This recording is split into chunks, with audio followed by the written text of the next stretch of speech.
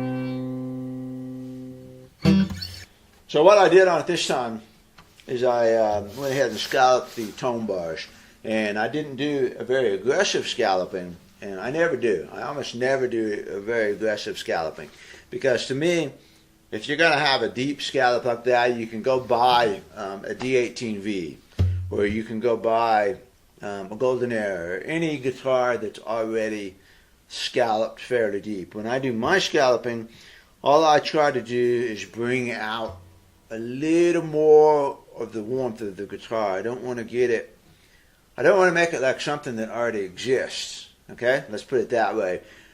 There is no Martin guitar that the factory produces that only the X braces are scalloped, or it has a light scalloping job.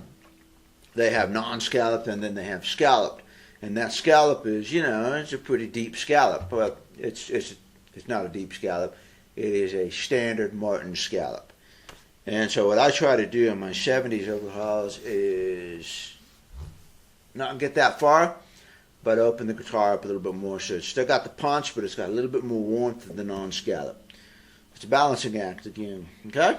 So that's what I did on this guitar. I scalloped the tone bars up a little bit.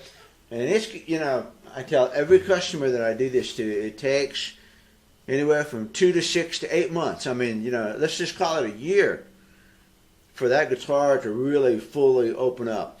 So consequently, when I do a full scalloping job, I don't get it to where I want it. I stop short because I know that time is gonna have an effect. So you hear an effect now, but just wait. Okay, listen to this guitar before it was scalloped. Listen to it now, and that's the direction it's going to go, and it's going to continue to go in that direction for a year. In 2 months, it's going to be more in that direction, and then in about 6 months, it's going to be really more in that direction. And I have had customers, and I tell every customer this, and then I get an email from them 6 months later, and it's like, yeah, my guitar opened up.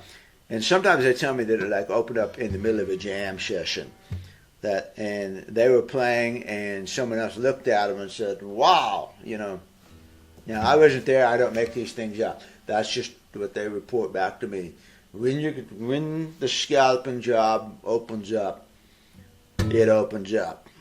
So this guitar is going to go more that direction. I'm going to stop because I don't want it to get too boomy. Right now, to me, it has a really nice balance across the strings. It responds the way I want it to.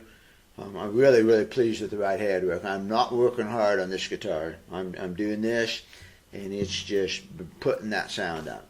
I got to do this hand. I got to work on the left hand a little bit more. Okay? All right. Later. Oh, yeah. Look at my new pick guard, huh? I'll talk about that a little bit. That is I think it's a 1930s pick guard. I can't remember where I got it. Someone sent it to me a long time ago. I've had it for so long on the shelf that I cannot remember where I got it, what it came off of.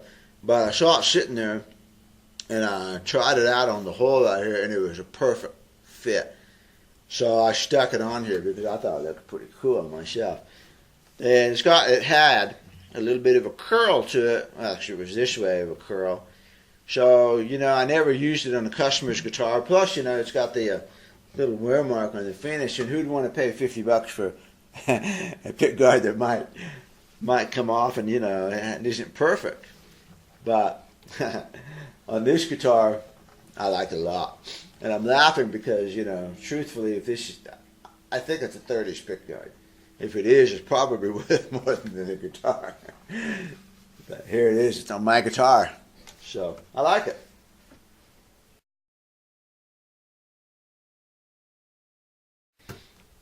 Let's play the 69 a little bit just for fun so you can hear it instead of the demo stuff,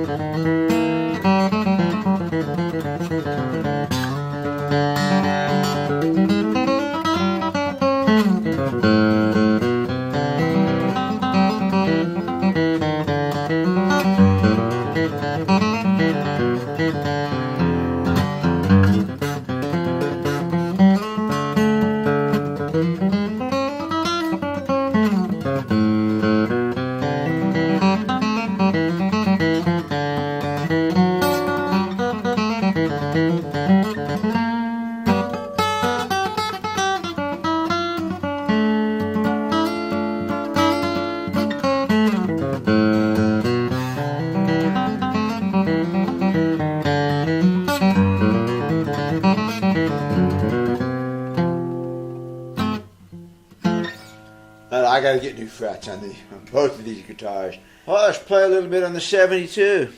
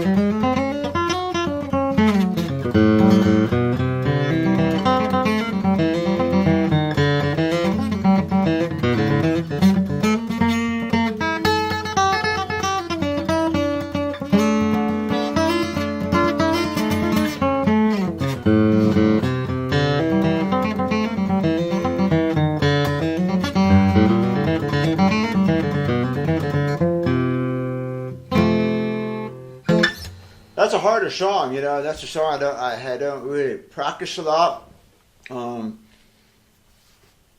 So that's a good demonstration of what a guitar is like for me to play.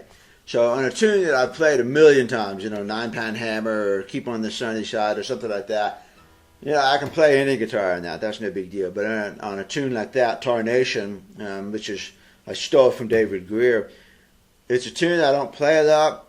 I don't practice it.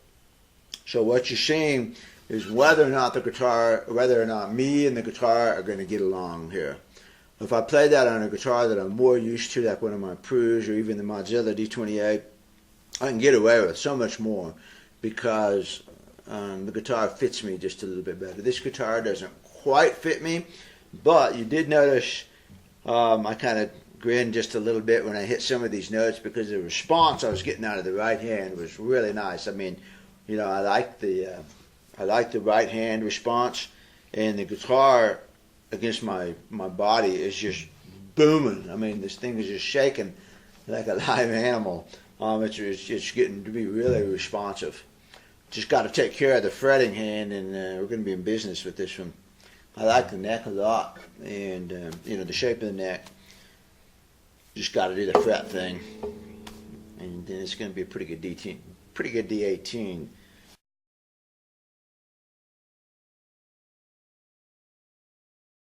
And like I said, on the 69 business, the frets on this guitar are pretty low. And as I actually start playing the guitar instead of just doing the demonstration stuff, I find out the frets are kind of low. They don't react to me. I have to really push down hard on the fingerboard. And if you look, you know, you see you got filled in marks right here. And those are dents. No, I didn't fill them in. The other guy did. Whoever, you know. Those are dents where the previous person was pressing too hard, and that happens when the frets are too low, and you have to really press hard to make a clean note. And I don't like the guitar to be like that. I like, you know, to have a light touch where I don't have to work at it. And the fret height, there's a lot of that. I don't like them too high because then slides and stuff feel like, you know, going down the railroad track. So there's a balance here. This guitar is definitely on the low side of the balance.